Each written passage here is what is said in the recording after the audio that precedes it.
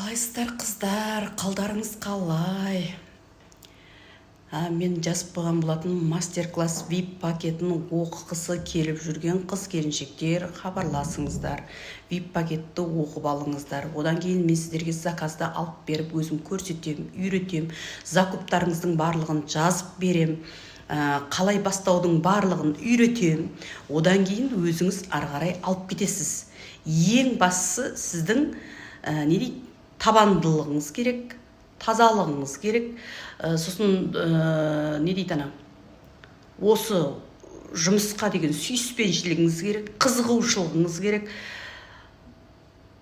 Сол ең бастысы сізден керектісі. Қалғанның барлығын мен өзім көрсетем.